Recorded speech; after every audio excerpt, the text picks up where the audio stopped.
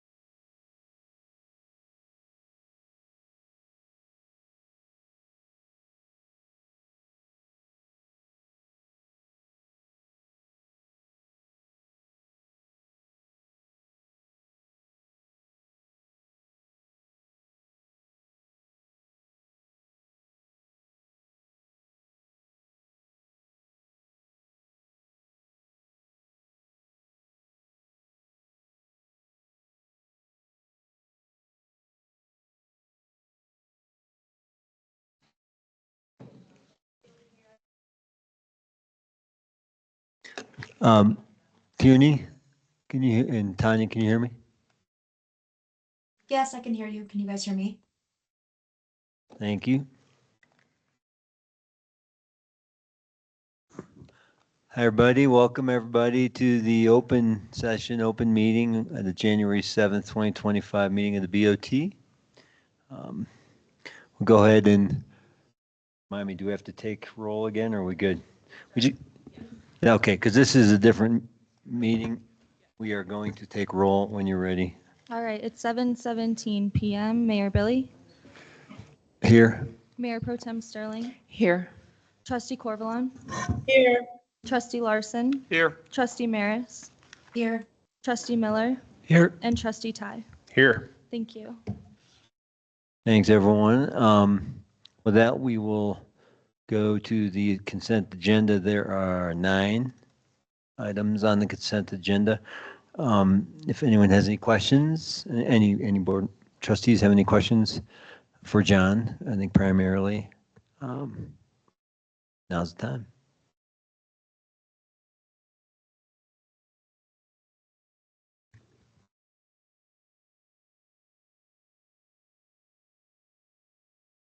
I move to approve the consent agenda. Second. Got a motion and a second when you're ready? Mayor Pro Tem Sterling, Yes. Trustee Larson, Yes. Trustee Maris, Yes. Mayor Billy, Yes. Trustee Ty, Yes. Trustee Corvalon, Can't hear you, Tanya. Yes. and Trustee Miller. Yes. Okay, thank you. The motion's approved. Thanks, everyone. With that, we'll go into our first information item of the evening. The next phase of the Eldora Mountain Resort acquisition process. John, right? Well, Mayor and trustees, just a little background on this item. In November of 2024, the town announced intention to explore the potential acquisition of Eldora Mountain Resort. Since then, we have been engaging with different officials and stakeholders about what a project might look like from a feasibility standpoint, and also looking at what the benefits of a venture like that might look like. Following these initial discussions, we were invited to move further into the bidding process, which would improve, well, I guess what it would involve is some diligence work. So that's kind of what the next phase of this is. To do this, we need to conduct a full diligence review and evaluate potential risks and benefits that involves financial, different legal risks such as real estate, things like that. This evaluation will help us establish whether this can sustainably operate under an enterprise fund model, which is a model where it's like where the mountain would run like a business. There's several things that would be involved in this. One is expert support. You have several resolutions before you to engage with counsel so that we can make sure that we make good decisions. We also need to engage those, so those experts would include essentially a bond counsel, a bond underwriter, and then an employment law expert. There may be other folks that we need to involve in that we're, as we go, and that's something that we can talk about and continue to do. Recently, we issued a new version of the frequently asked questions about this project that kind of give an idea about where we are right now in this process. It has the most up-to-date information about what we're doing and how and why and kind of the thought process that's gone into this point. That document is available on our website. It's also has been published by the Mountaineer. If you have further questions for me, I'm happy to answer them. Thanks, John. Any clarifying questions, John?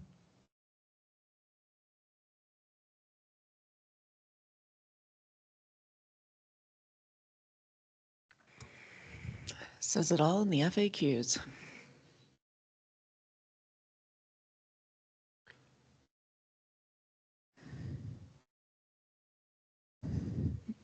Okay, well, making a little decision here, if I can get to the right window.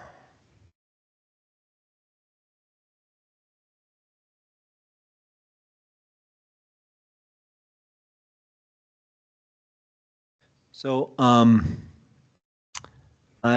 this is an information item, just a second, I gotta switch my audio.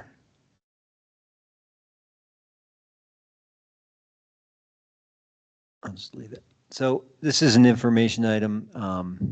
We don't usually take public comment, and we're going to tonight. And it will be limited to 3 minutes a person. And it's time for public comment. We'll start in the room.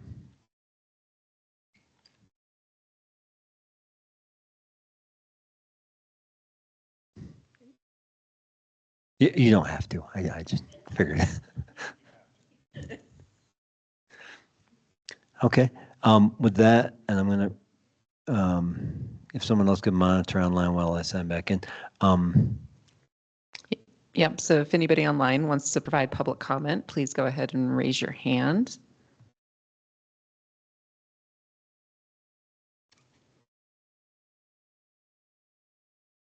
Anybody? Are we broadcasting? Are we awake?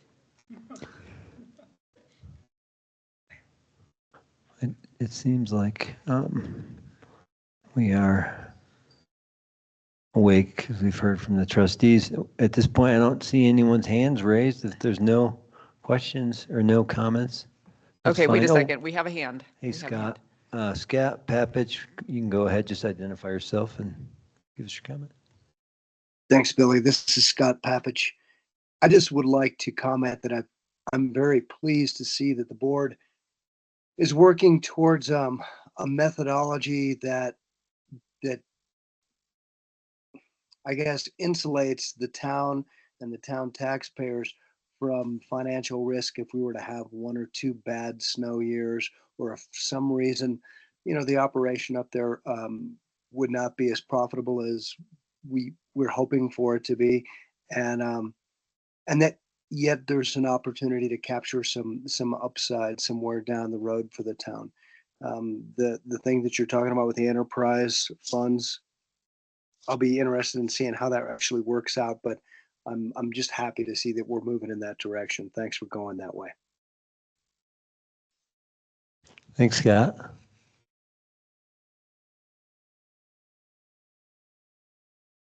Any other comments, folks?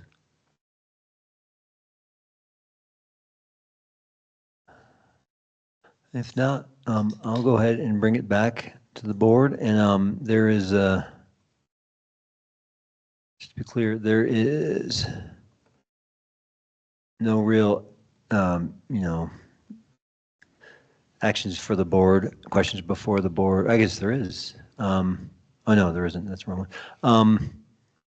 But I just want to thank Nicole and Jennifer and John and for the work that's gone into this so far, and myself, all the work we've done, and thanks for the work, Nicole, getting us rolling on the FAQs and everyone's input on those from the trustees. And hopefully the FAQs are really helping or giving folks the information they need. And with that, we will move on to our first action item of the evening, delegating authority to the town administrator to engage special legal counsel. Mayor and trustees, we just talked about this a little bit, but one of the things we need to do to make sure that we go through a full diligence in looking at this potential acquisition is having some counsel that can help us with certain things. Before you is a resolution to approve that counsel. Per the Nederland Code, the board needs to approve and delegate. Well, you need to approve the retaining the special counsel and delegate authority to me to help kind of manage that process. That's what this resolution does.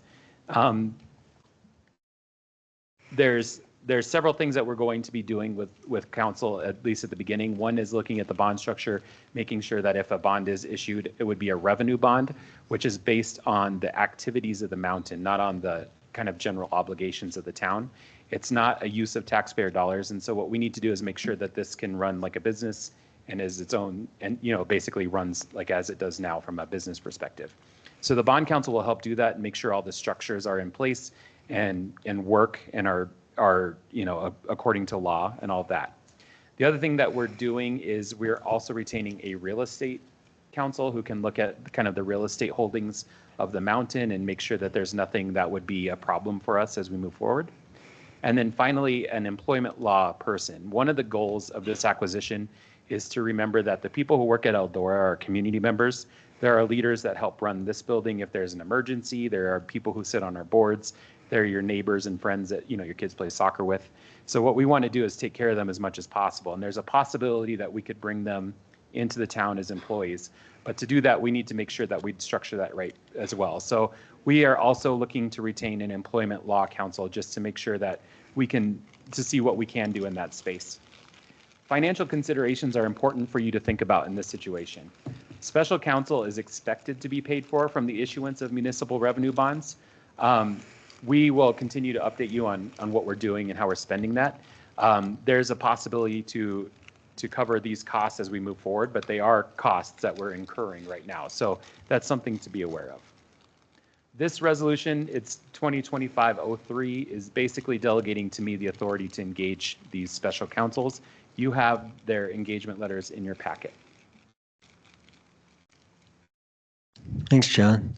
Any clarifying questions for John or Jennifer? On the financial considerations, we're talking about paying them from the bonds. If things don't move forward, do they not get paid? Like, how do we pay them if we don't end up moving forward and issuing bonds?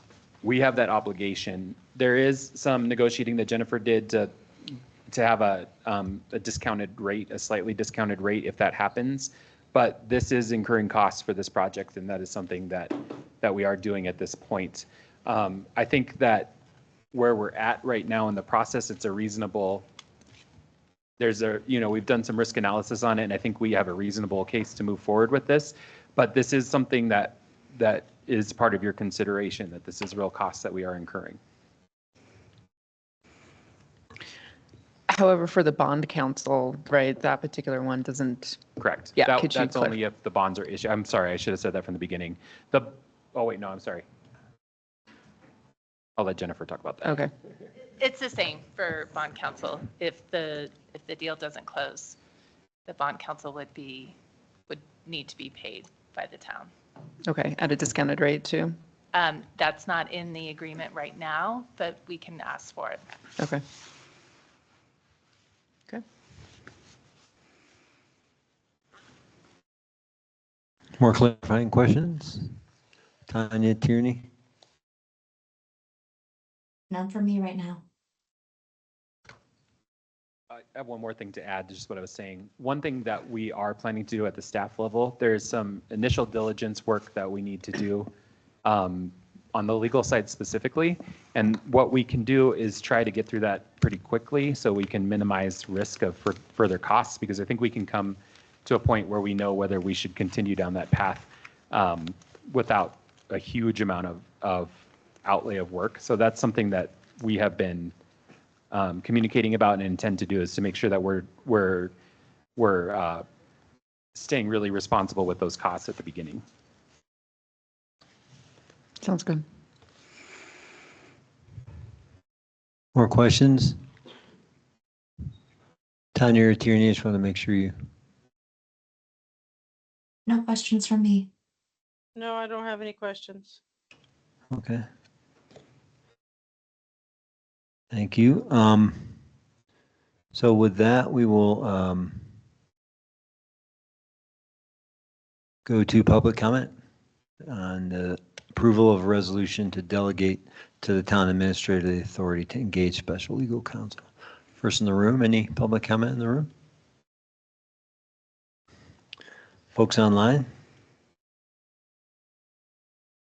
Scott, your hand's still up, are you? I think it was from before. Oh, yeah, I think it's been up the whole time. I just lowered it. Sorry, I do that kind of stuff. Sorry, guys. No problem. Any public comment on this resolution? If not, we'll go ahead and bring it back to the BOT for discussion and a motion.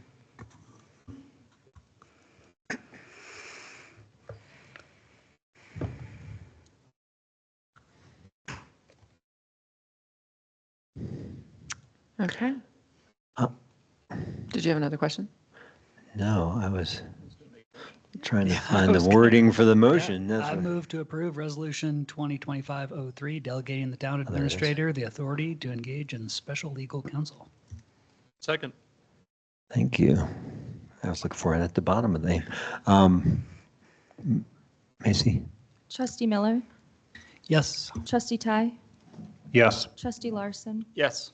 Mayor Billy, Yes. Mayor Pro Tem Sterling, Yes. Trustee Maris, Yes.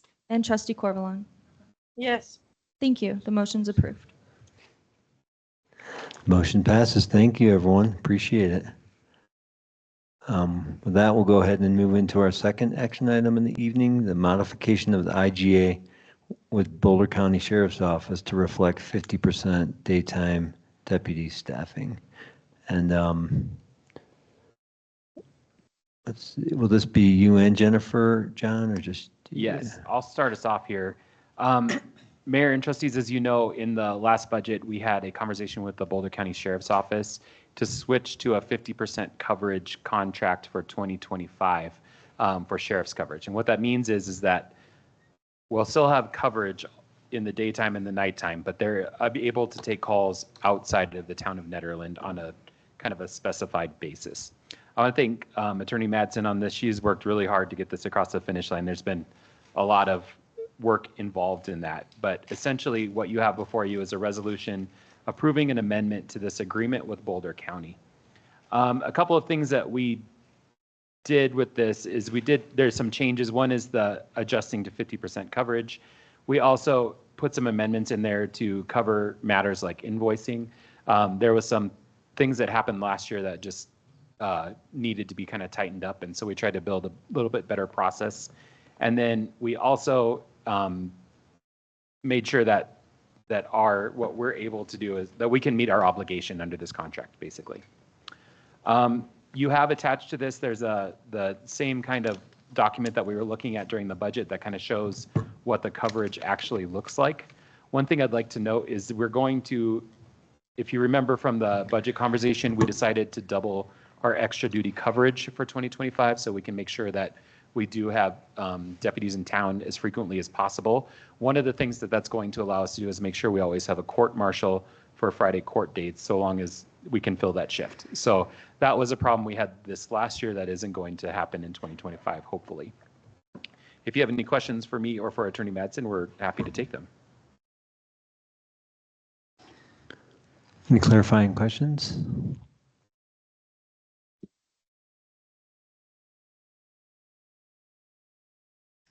Tierney or Tanya? None for me. No. Thank you. With that, we will go to public comment. We'll start in the room. Any public comment on the change in the approval of this resolution, which approves a second amendment to our IGA with Boulder County Sheriff's Office and reducing the coverage from 100 to 50% during the day? No one in the room. So folks online?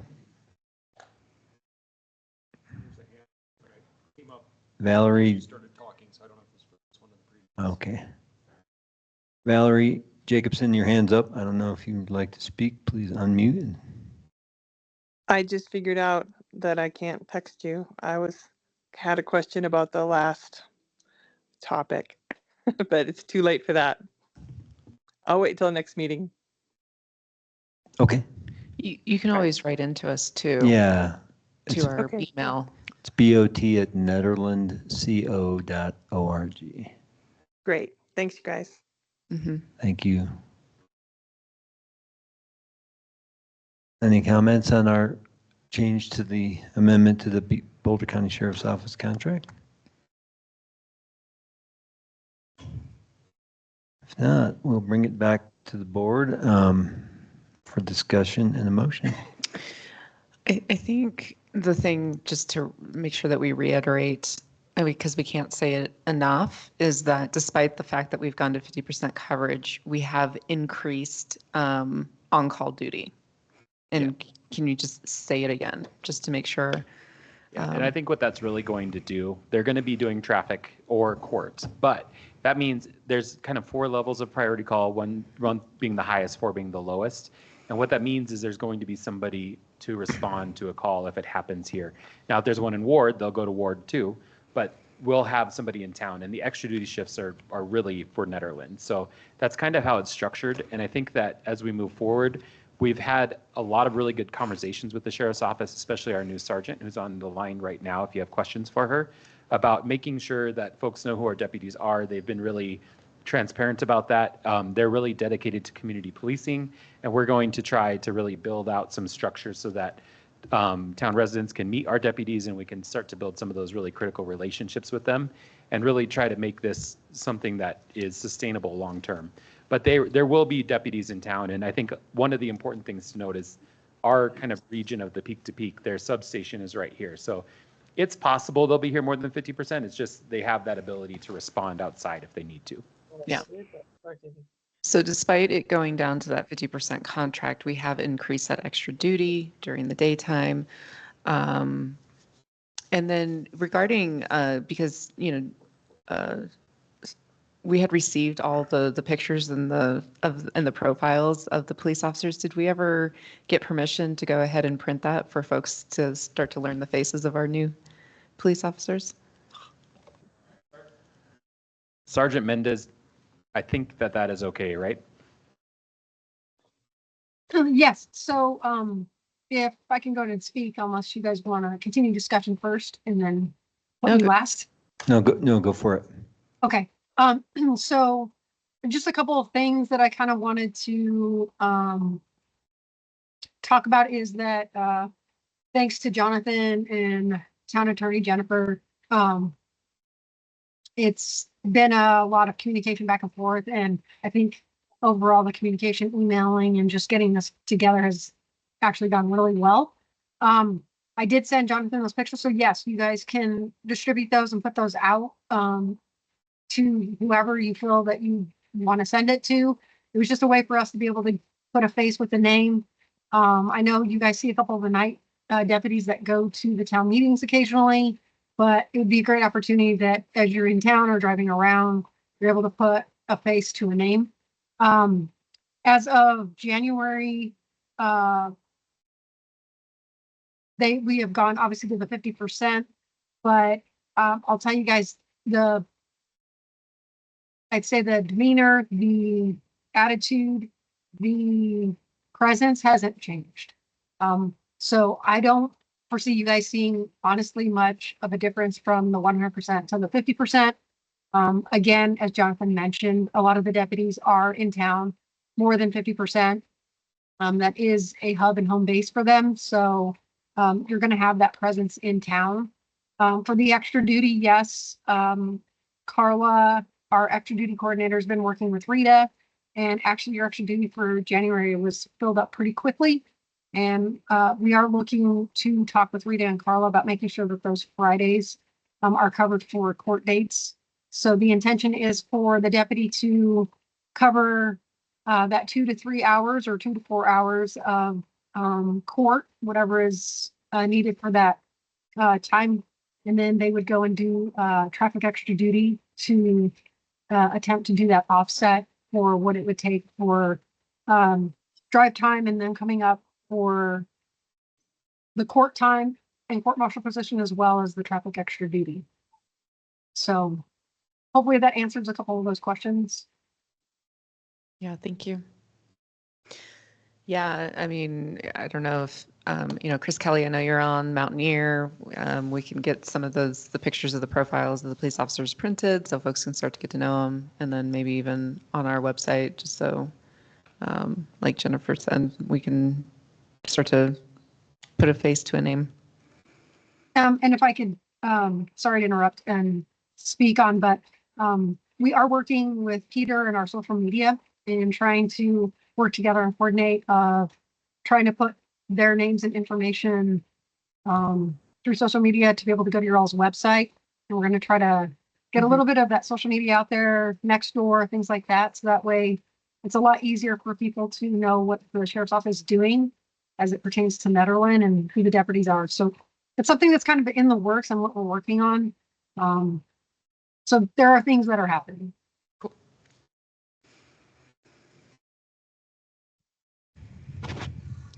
Thanks, Jennifer. More questions for John or Jennifer or Jennifer? I move to approve Resolution 2025-04, approving the Second Amendment to the Intergovernmental Agreement for Law Enforcement Services with Boulder County and the Boulder County Sheriff's Office. Second. Trustee Larson, Yes. Trustee Maris, Yes. Trustee Miller, Yes. Trustee Ty, Yes. Mayor Pro Tem Sterling, Yes. Trustee Corvalon. Can't hear you, Tanya. Like she's unmuted. We'll move on to Mayor Billy for now. Yes. Okay, thank you. And note for the record that we were unable to hear from Tanya for this vote. She was not present. Motion's approved. Thank you. Thanks, everybody. And now we'll move into discussion item on deed restriction and code amendments for affordable housing. This is going to be Britt. Yep. Yeah. Sorry, everyone. I'm gonna try to get through this, but I am suffering from the flu pretty bad. Oh. Yeah, so it's been pretty rough. But tonight, we're seeking board direction towards potential action regarding some amendments that were made during the housing study to the existing affordable housing deed restriction timeline and the yard and bulk requirements in our municipal code. Just as a reminder, on December 5th, the Board of Trustees passed Ordinance 856. And Ordinance 856, the deed restriction requirement states deed restriction shall remain in effect for a minimum of 20 years. At the June 4th meeting, Mayor Billy and Trustee Corvalon brought forth increasing this timeline and asked staff to do some research in other communities. So when doing, I listed some communities below. Most of communities are a little bit larger than us. But what I was seeing in the research trending is that most communities are not specifically listing a deed restriction timeline. Many communities are going either towards permanent affordable housing or inclusionary housing, or they are writing language in there that gives the opportunity for the town administrator and the board and the public to kind of define what that timeline looks like. It's something else. So for instance, I'll just outline a few. Boulder is, I reached out to them specifically. They are doing permanent. Lions ask that a plan be brought forth and they make a decision. Something that I thought was pretty cool about Longmont is that could be a good opportunity to look into for the town is that they allow existing housing as long as it's in good condition to be affordable housing, so people can apply towards that. Georgetown, Lafayette, most of these, Georgetown has the city manager and town attorney. Lafayette has permanent affordable housing. Erie and a lot of these communities are very similar. So I just listed a few there, but this is really what we're starting to see happen. And I think that's because people can really take advantage of those timelines, or those timelines can be kind of scary to look at. One other thing I wanted to know is many of these communities are able to offer affordable housing at like a for sale and for rent, and can provide financial incentives and have housing authorities. And that's something we don't have. So I think this is something we really have to get creative on. That's the first issue. And we can kind of talk these hand in hand. The second issue I've found is right now I'm kind of the person that's having these conversations, and a lot of these affordable conversations, now that some of this town-owned land may or may not be available, is there are private owners who might be interested. I found a restriction, and I'm just going to kind of read it to you. So with ordinance 855 came the update to definitions duplex, triplex, and fourplex. Duplex means one structure on a single lot containing two single-family dwelling units, which is functioning separate from each other. The dwelling units must be separated from each other by a 1 hour firewall. And this goes on for triplex and fourplex. It just contains 3 single dwelling family units and then 4. The issue that's been created with these definitions is in the yard and bulk table, minimum lot area per lot and per dwelling unit, which is how the table states, which means for a duplex, for instance, if someone in medium density residential wanted to build one, they would need 8,000 square feet, which is that minimum lot size for both units, essentially, because of how it's written. So the wording kind of limits the ability to have some of these density options. And so on the AIM, you'll see that I added the table there for yard and bulk, so you can kind of see that language. I also added the definitions for each one of these. And so, again, kind of what I'm seeing here is I'm having individual owners come up to me that might want to build a duplex in medium density residential, but don't have 16,000 square feet to build that. And for someone wanting to do affordable housing, that really creates some limitations. So recommendations, and more discussion to come. Again, this is discussion, so we know how to move forward. Town staff is recommending amending that deed restriction timeline from 20 years and adding language that that states all required affordable housing shall carry deed restrictions and covenant in the form set by the city manager, board of trustees, or designee. I didn't have a very specific recommendation. I kind of wanted Attorney Madison and you all to have some discussion on what that would look like. The other recommendation that I'd like to move forward with is amending the language on the yard and bulk table from per dwelling unit to per structure. So really here tonight, I'm just looking for some direction to work with Attorney Madison and John Kane on setting either new language, or if you guys want us to work on timelines and come up with something instead. Again, there weren't really some defined numbers in a lot of communities, and to figure out how you want us to move forward in that direction. The other direction I'm looking for is if you guys agree or have concerns with changing that yard and bulk table information, or just want to currently leave it as it is. So I know I threw a lot of information at you. Just let me know if you have any questions, want to discuss that more, or have any concerns. Because this is just my first stab at it. Would like to go the direction you guys think is best. I'd like to try to understand a little bit further what this means if we left it open, regarding the timeline, because the recommendation is to allow the city, the town manager to make those decisions. So how does that look like on a per case basis? John, you would determine essentially what the timeline is for that affordable housing?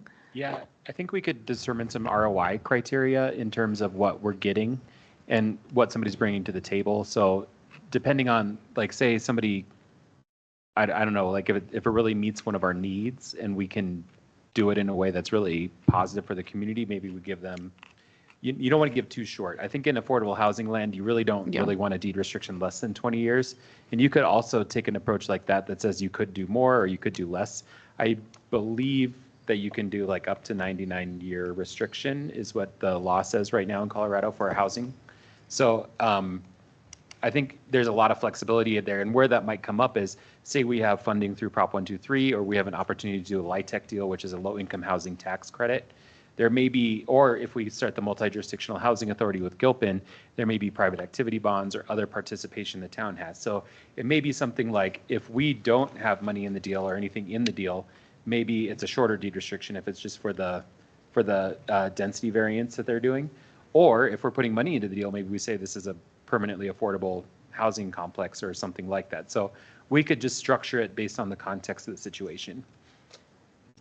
And those criteria, we could develop those criteria. Okay, over so time, yeah, too. so that would be kind of a set criteria, and depending on where the opportunity comes in that criteria would determine, yeah, okay. I think it would probably work similar, but different. It would be a different process, like the special review process, so we could take into account the, whatever the context is.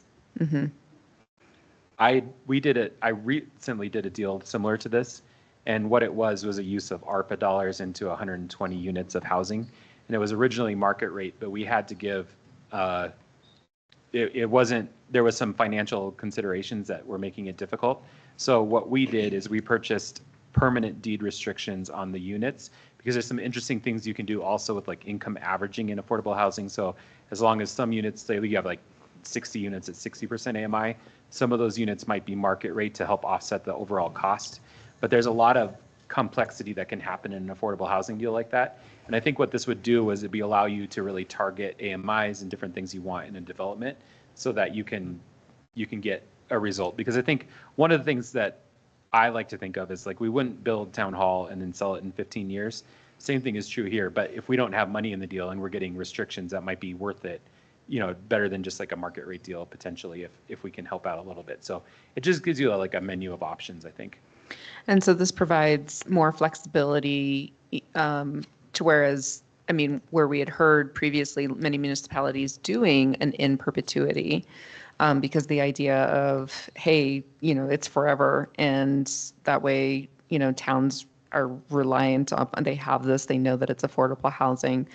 But I guess what, Britt and John, what you're suggesting is that this gives us a little bit more flexibility in stating whether something is going to be long-term or short-term based off our return on investment. Yeah, and I think further conversations as we go, if this is something you guys want to do, figuring out kind of the baselines of where this would be, because, there could be a lot of different factors that play into this.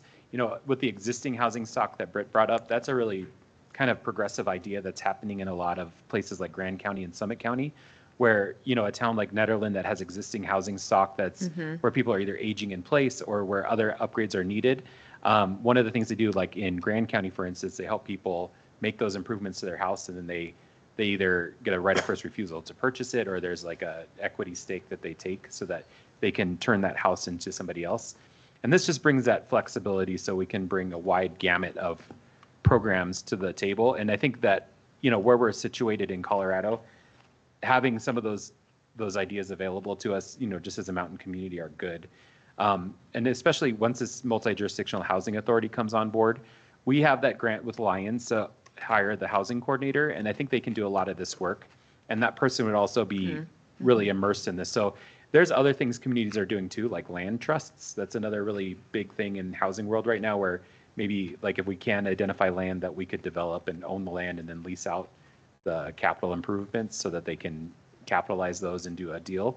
There's a lot of things that could happen within this structure. And so I think what, and Britt, I want to just be really clear. She's done a lot of really good work on this. I think she's really looked at a lot of different communities. And what I think the key for us is to remember that our community doesn't have that many shots to do affordable housing or density. There's like maybe 3 or 4 places where it would make sense and might be feasible. And so if we do get an opportunity to build something that meets our housing needs, having that flexibility available to us to really make sure that it is something that benefits our community for the long term is a really good thing. Maybe I didn't quite grasp it, but what would be the advantages of going with those shorter terms versus longer terms? I don't think that you're going to ever go too short. I think where you've got it set is probably the minimum you'd ever do. But for instance, say that there was a private property that could develop and it was entitled to develop and everything, and there was like a small density variance that met the affordable housing ordinance as is written right now. But we don't have an ownership stake. We're not putting any money into the deal. Maybe 15-year, or like whatever it would be, like whatever you guys decide that minimum is. I think, or even 20. Yeah, this would give you and that's why I say like maybe what you do is you set a ground floor and then you like leave that structure in place so you can have more. That's probably a good conversation to have here. But I think that there may be a situation that you would do that. I don't really see you probably wouldn't go shorter than that. But this just would give you that flexibility if something came up. But again, that would be a decision, if you write it the way Britt said, that would probably come to the board, or if you designated me to do it, that would be a decision we make through that structure and process. And Britt, there's no implication from Proposition 123 by going in that direction. I mean, obviously we have other jurisdictions doing, sorry, we've got major like basketball, like hitting the wall. But anyways, there's no implications from Prop 123 that we need to be aware of.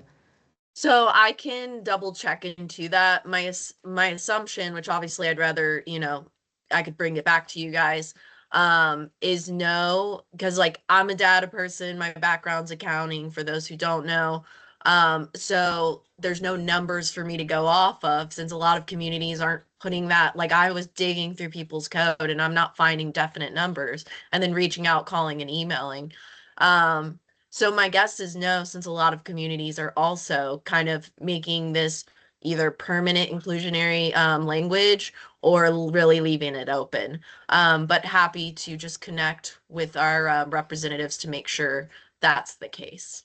Britt is right. That's correct. There's local control at this level still. One reason, I guess the thing is that the other thing to remember here is that there's like the whole gamut of AMI that you would have that's in our housing needs assessment of units we need for people earning different income levels. And a structure like this too allows you to target the AMI. So maybe like for 90% AMI or 80% AMI, which still helps in a mountain community, there's just going to be different answers than there is for like something where somebody's taking a bigger risk, like with a 60% AMI or something like that. So. Okay. That makes sense.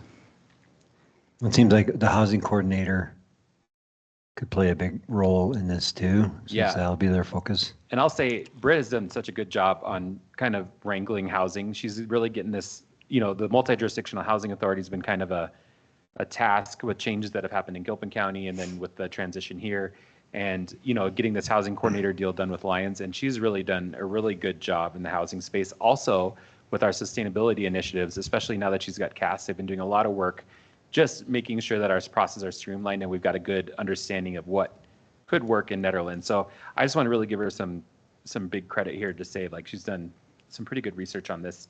I think next steps too, Britt, is to bring back, if whatever the direction of the board is, to bring back an ordinance that would fit within that scope.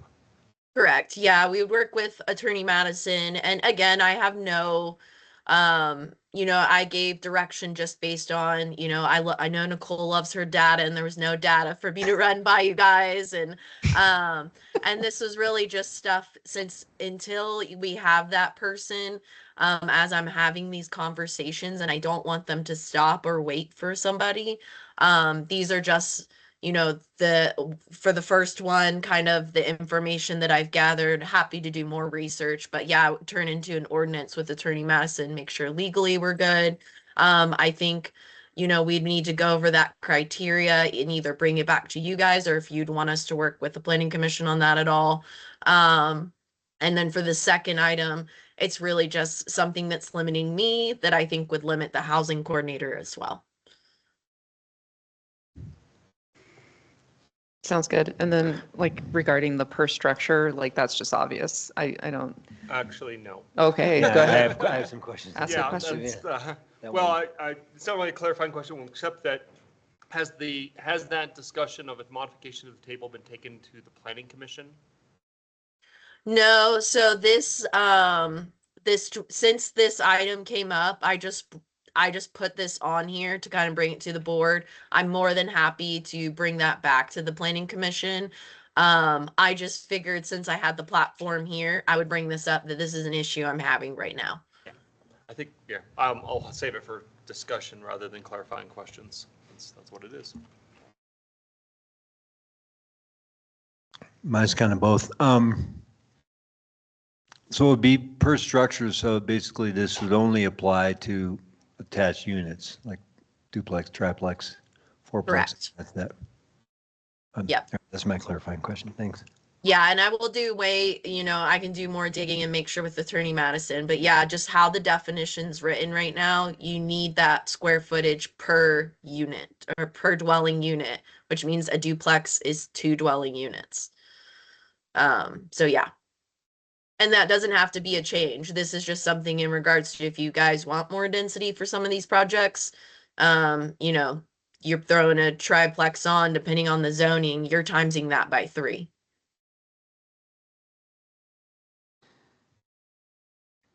Yeah, I guess, and this is for affordable specifically? Because, Well, that's another thing I was going to bring up. If we want to make it affordable specifically, I need to do more work and talk to Attorney Madison. I don't know how that looks. Then we don't want to make a change to the yard and bulk change or table, the like general one. I don't know if we would need to make a separate like affordable yard and bulk table. So again, this might have been a little fast upcoming and some work to do with the planning commission. But the only conversations I've really had this density aspect to has been affordable related like projects. okay, yeah, the reason I asked is if it's affordable, I mean, part of me just wonders why it would necessarily have to be the same structure? Why it would necessarily have to be attached units versus detached units? That's definitely a planning commission, thing to wrestle with first, but that's kind of that's just a question I have. Like, would there be value in there also being the possibility of detached units with a similar kind of lot coverage parameter instead of just the way it is now? Can you kind of like describe that a little bit more? Yeah, Like, instead of building a duplex or a triplex, you basically build 2 units, but they're not quite attached. So but it's like a tiny home village. getting after smaller. That's exactly. Yeah, getting after. We don't want to say that because Roger freaks out when you say tiny home villages. But yeah, I mean, getting after smaller square Voldemort. footages, and yeah, tiny house being one option, or just a smaller square footage building that makes sense on the lot. But there's pros and cons of attaching units, and people sometimes, part of it is it's nice to not have a neighbor on the other side of a wall. But does per structure still fit in your example? No, because I think how I read it, then it would go back to the. Oh wait. No. Yeah. If you start, I think this is getting into the discussion thing. If you start looking at the actual definitions within Chapter 16, Okay. structure is for anything built on it. It's going to be sheds. It's Right. going to be, we don't want the word structure to be there at all. There's building principle that would be one possibility. There's, you have definitions in there for triplex, duplex, et cetera, that we could use. And this is kind of why I was getting at had it gone to the planning commission, because Right. they usually are really good at catching that kind of thing. Because if we say structure, then if you've got a house and a shed, those are 2 structures. Right. So Right. that doubles your. Can we use like dwelling unit or something? Well, that's what we use currently, but the Right. problem is dwelling units based on a single family. So a duplex is 2 dwelling units. Yeah. And so we almost need, this is why I'm saying, this is Yeah. kind of why I'm saying planning commission could take a look at this, Yeah. kind of like dig through the details of the language to make sure, you're getting the benefit of a duplex, triplex in MDR, for example, without accidentally crippling yourself in another way. Yeah. We've seen some creative applications of what the code says, Britt, without bringing too much forward. We just recently saw what amounted to 2 apartments that were just connected by a roof structure, but they were 2 separate structures. And it really, really played fast and loose with what the idea of a structure is. And Britt, I don't know if we're going to say anything else about how this has affected you, but I think we can bring this to planning commission too. I think what Britt was really trying to do is, since this conversation originated here, we wanted to bring it here first, and then we can bring it back for. Yeah, no, I'm happy. I'm glad this came up because these are things when I'm bouncing them off my own head, I just don't think about. So I'm glad that I brought it here, and it sounds like, which obviously we'll get to it, the direction is to have this portion of the conversation with the planning commission, which really I'm glad I brought it here to kind of bring that forward. So, yeah. Probably go to public comment then now, unless there's more clarifying questions. No, I was just gonna say, nice catch on this in the first place. Totally, yeah. Sounds like it came to you from having to actually deal with folks who want to do this. Yeah. Yeah, which is good. Yes, that's great. Thank you. I just want to throw in just like, given the limited number of spaces, as Nicole said, and the unique lots we have in Netherlands, that giving the highest level of flexibility for affordable housing is key, right? So like that should be like our driver here. Right, and I think that's something we need to like direct the planning commission to look at too, because this discussion is independent of affordability. These could be $1 million duplexes as well. Right. Within chapter 16 as it's written, unless like you said, really, adding a separate line for affordable housing, you get a little more flexibility right to maybe if have you're detached permanently affordable units. according to John's criteria. Yeah. Right. Any more clarifying questions before we go to public comment? Tanya, Tierney? Nope. That will go to public comment. If any folks have comments on our discussion item this evening about deed restriction and code amendments for affordable housing. No one in the room? Folks online?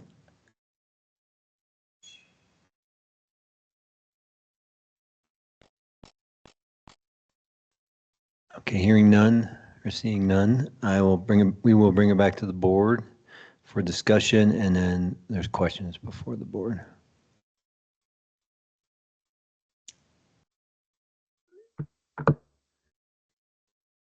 So looking up, so I'm in the municipal code, structure means a walled and roofed building, including a gas or liquid storage tank, which is principally above ground, as well as a manufactured home. That's a different definition. There's a different definition within chapter 16 for structure. Okay. Chapter 16 has a structure as means anything constructed or erected with a fixed location from the ground above grade, but does not include poles, lines, cables, or other transmission or other distribution facilities of public utilities. And so that's the chapter 16 definition of structure. So would that also maybe, because there's, because chapter 16 being zoning, chapter 18 being building regulations, we are going to need to reconcile potentially. Jennifer, do you have any thoughts on that? I know that's been a goal of the I think planning that this commission. is definitely, I mean, I'm listening to all of the comments and feedback and really great feedback, but it seems like it's going to be a little bit of a puzzle to try to work through and create some good regulations that, meet your direction and your goals. And yes, oftentimes we have to work with the building code and make sure that we're consistent. With zoning and Yes. yeah. And that's, we have some inconsistencies, so. Yeah, we had an issue with bedroom at one point in time. Can I make a note too? Sorry, I'm just I am sneezing a lot. I know this year, because we're kind of slotting out the planning commission schedule, chapter 16, like rehauling that is on there. And we're also going to be bringing forth code updates, but more like building code updates to you guys this year as well. So maybe this is something we kind of also tackle within that. It might be we tackle that. And then this, I would just hate to stop some of that conversation. So maybe this is just something I just discuss with them if you give me that direction. That you discuss with who? The builders? Planning commission. Oh, the planning commission. Yeah. I mean, I would think that this would be something that gets prioritized so it doesn't stop your conversations with developers, or at least so that we can say that we're trying to get it figured out. Would be sort of my feel on that. And I think too, it plays into, we have a comp plan that should be coming back to us soon. Yeah. February. And so, February. how whatever's being written in the comp plan in terms of affordable housing, duplex, triplex things needs to agree with what we have in our tables. Yeah, and most of that was already established in the housing study, the housing plan, and basically the comp plan is just regurgitating most of that.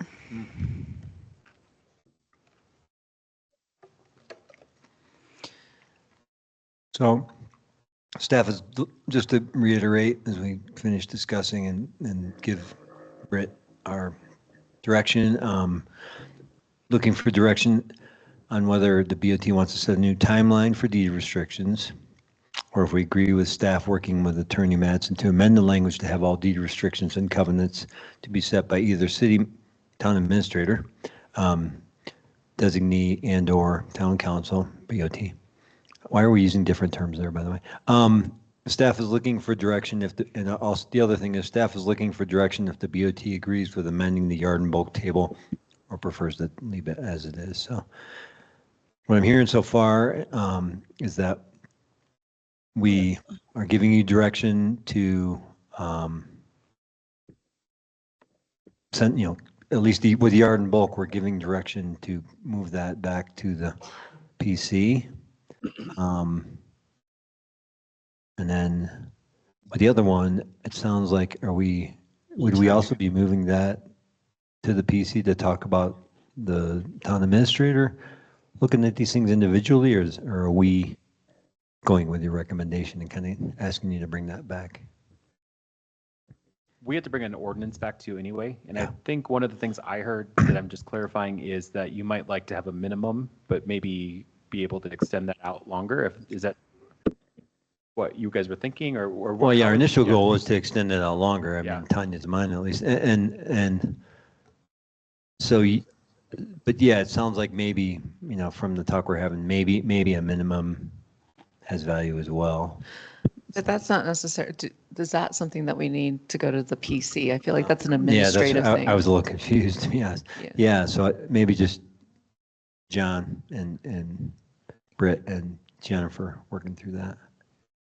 But it would probably be an ordinance or code language that would live in Chapter 16, which does require Planning Commission recommendation.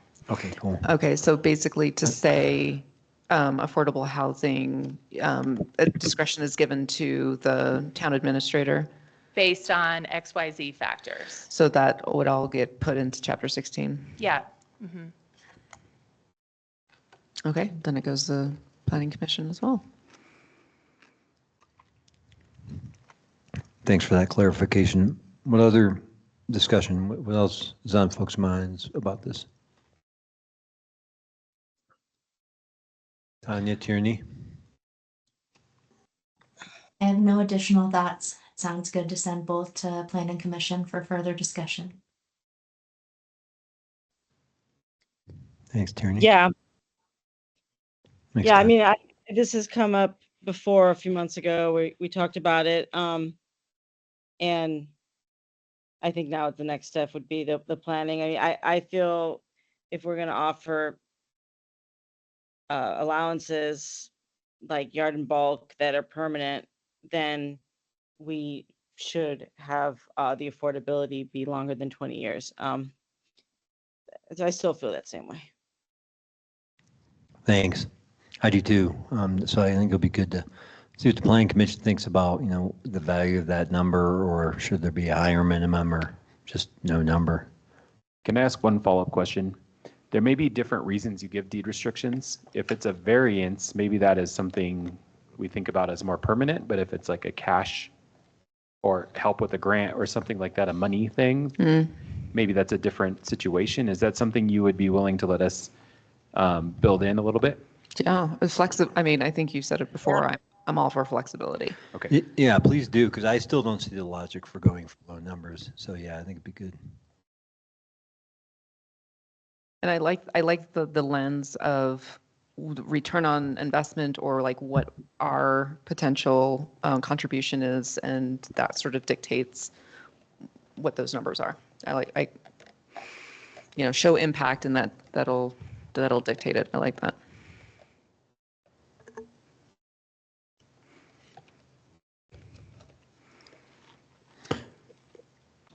Any more comments? And are you guys clear on your direction, or do we need to be more specific?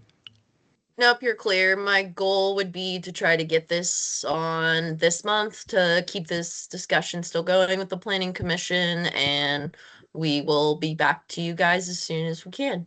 And I'll probably have updates in my staff report so you know where it's at. Thank you. Mhm. Sounds great. Good, John and Jennifer. Okay. So now we have time for public comment on non-agenda items. Public comment on non-agenda items, you have 3 minutes. Come to the podium if you're here and want to talk and identify yourself. Anyone in the room? If not, oh, go ahead. Marlene.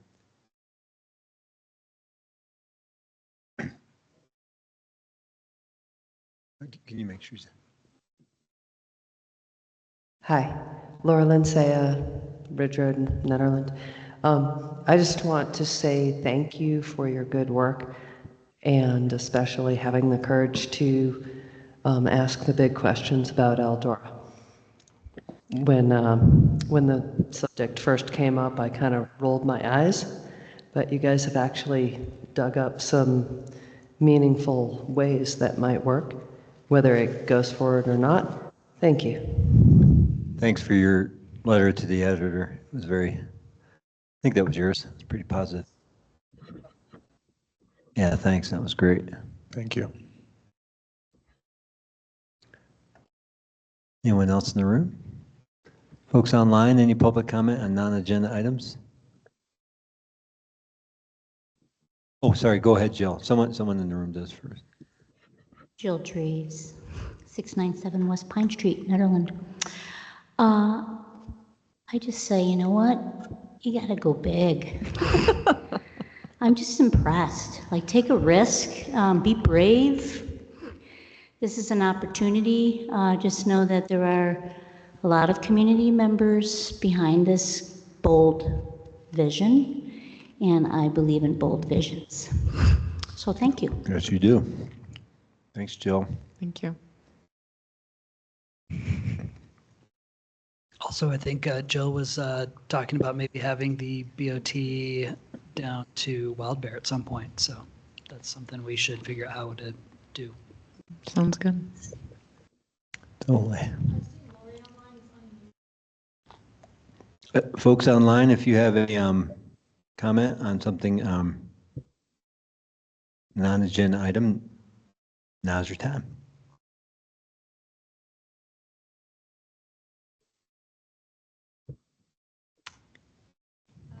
Lori, we see you maybe trying to talk, but we can't hear you if you're trying to speak to us. I'm not. Okay. Anyone else online? Doesn't look like it, so appreciate that, everyone. So any other business?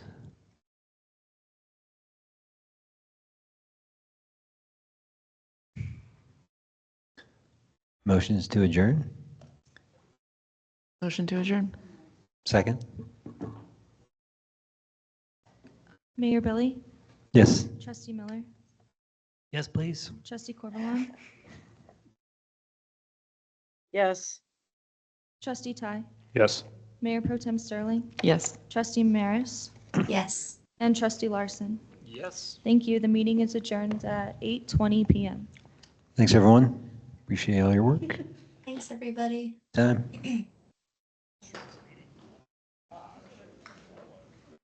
I did too. The no comments was